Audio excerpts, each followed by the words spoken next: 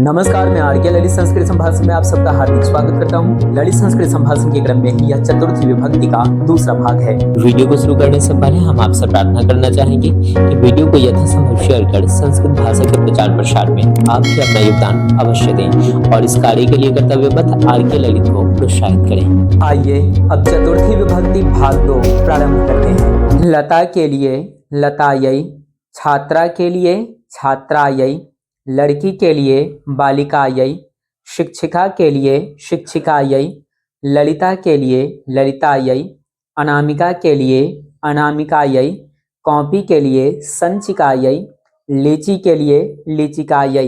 इन उदाहरणों से स्पष्ट है कि आकारांत संस्कृत स्त्रीलिंग शब्दों को चतुर्थी विभक्ति एक वचन में लिखने के लिए शब्द के अंत में यै जोड़ा जाता है। संस्कृत में ए, ऐ, ओ, औ इस प्रकार उच्चारण करते हैं और हिंदी में ए, ऐ, ओ, औ इस प्रकार उच्चारण करते हैं। यानी संस्कृत में कई, खई, गई इस तरह और हिंदी में कै, खै, गए इस तरह उच्चारण करेंगे। इसी कारण संस्कृत में लतायै इस तरह और हिंदी में लतायै इस तरह उच्चारण करेंगे।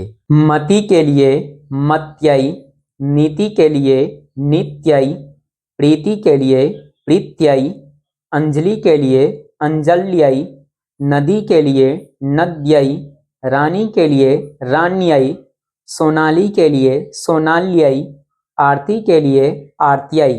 इन उदाहरणों में आप देख सकते हैं कि ह्रस्व एकारांत या दीर्घ एकारांत संस्कृत स्त्रीलिंग शब्दों को चतुर्थी विभक्ति एक वचन में लिखने के लिए अंतिम ईकार को हटाकर यै जोड़ दिया गया है। जैसे मति से मत्यै, नीति से नित्यै इत्यादि।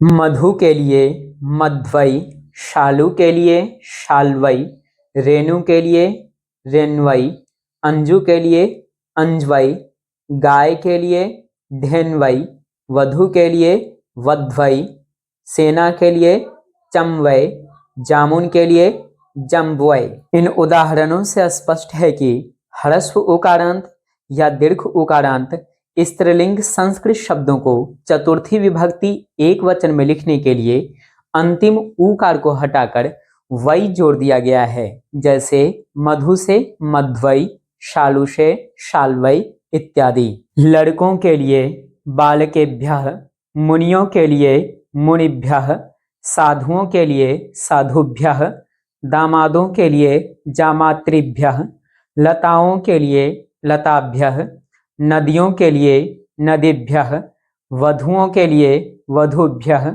माताओं के लिए मातृभ्यः। इन उदाहरणों में आप देख सकते हैं कि किसी भी प्रकार के शब्दों को चतुर्थी विभक्ति बहुवचन में लिखने के लिए शब्द के अंत में भ्यः जोड़ा गया है। जैसे बालक से बालकेभ्यः, मुनि से मुनिभ्यः इत्यादि।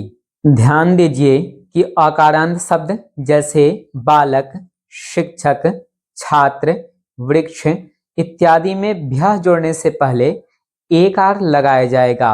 जैसे बालक से बालकेभ्यः, छात्र से छात्रेभ्यः, शिक्षक से शिक्षकेभ्यः इत्यादि। आइए अब हिंदी के कुछ वाक्यों के संस्कृत अनुवाद का अभ्यास करते हैं। सीता को राम अच्छे लगते हैं, सीतायै रामः रोचते। कृष्ण को राधा अच्छी लगती है, कृष्णायै राधा रोचते। छात्र को पढ़ाई अच्छी नहीं लगती है, छात्रायै पठनम न रोचते। बच्चे को मिठाई अच्छी लगती है, बालाय मिष्टान्नम रोचते।